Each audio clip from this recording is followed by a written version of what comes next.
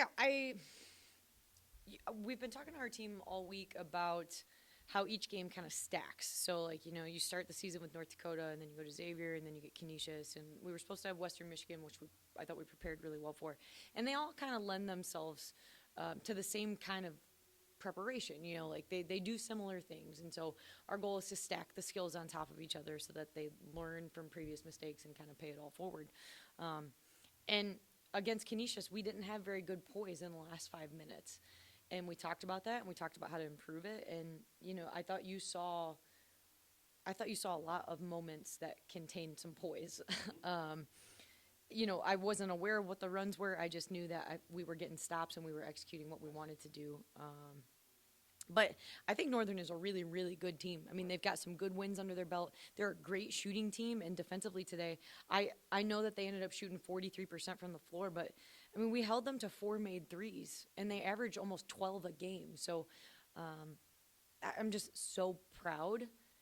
And, no such thing as a moral victory. You can make whatever kind of assumption you want about that, but, like, man, we're doing great things, and it's coming. Yeah, we talk about late game situations, and we drew up two things that we haven't really, well, we drew up one thing that we really haven't ever covered, but I thought that at that point I had their attention, and anything that I drew up, they were going to be locked in on, and they were, and that was what happened with Amaya's catch and shoot. And the Emma thing isn't a surprise to us. Emma can shoot. Right. Emma can shoot, and we talked about it actually. I can't remember if it was this morning in shoot around or if it was last night in practice. Emma was making a bunch of shots, and the girls were kind of hyping her up, and I was like, I tell Emma, I want you to shoot often.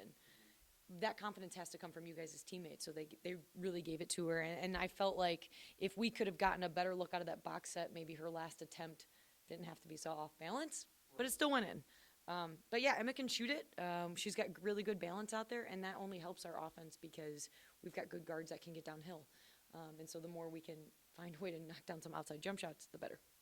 Yeah, we didn't want to double Davis. We were supposed to be switching everywhere, and so it was a miscue. And so, yeah, we didn't. It wasn't exactly what we had drawn up. But again, those are learning situations against a really good basketball team where we made somebody other than their big three, Davis, Coker, and Poisson, make a play, and they did it to win the basketball game, and that's a sign of a really good team. So I know that we had a miscue on our end of things, but, man, I couldn't be more proud of the fact that they fought to get their butts back in that game. We just can't start down 10, Yeah, always the warm and fuzzies when you get to go back to a place that you committed 4 really good and important years to. And Robin Freilich does a great job at Bowling Green, too. So as an alum, I'm very, very proud of what they've continued to build on. But then, I have to put on my coach's hat, and I got to be like, man, we got to prepare for a really good basketball team. And they are. So I'll have to put aside the emotion that comes with that and be what my team needs, and that's their head coach.